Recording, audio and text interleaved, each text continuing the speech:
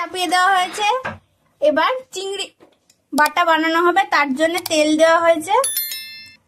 তেলটা গরম হয়ে গেছে, পেঁয়াজ কেটে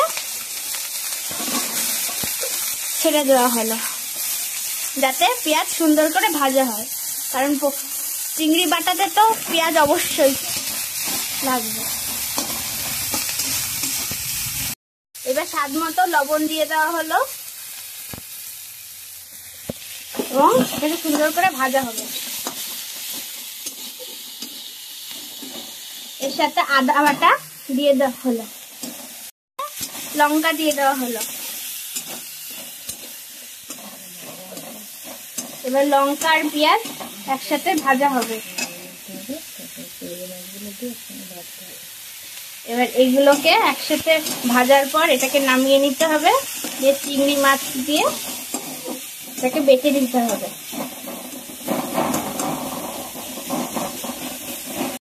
পেঁয়াজটা সুন্দর করে ভাজা হয়ে গেছে, এদিকে চিংড়ি মাছটা বাটা চলছে। চিংড়ি মাছের বাটার সাথে পেঁয়াজটাকে সুন্দর করে বেটে নিলি তৈরি হয়ে যাবে চিংড়ি বাটা।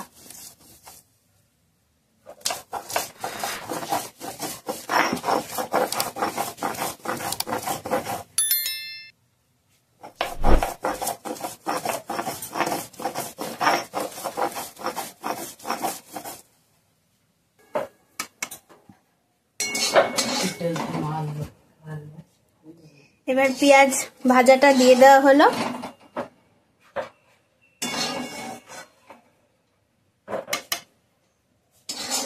চিংড়ি মাছের সাথে একসঙ্গে বেটে নেওয়া হবে।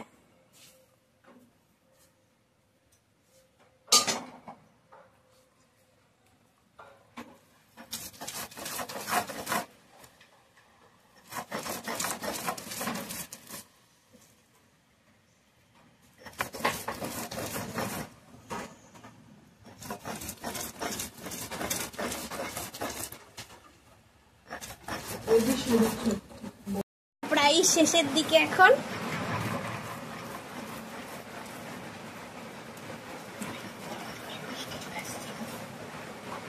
আর এদিকে বাইরে তো পুরো ঝমঝমিয়ে বৃষ্টি চলে এসছে।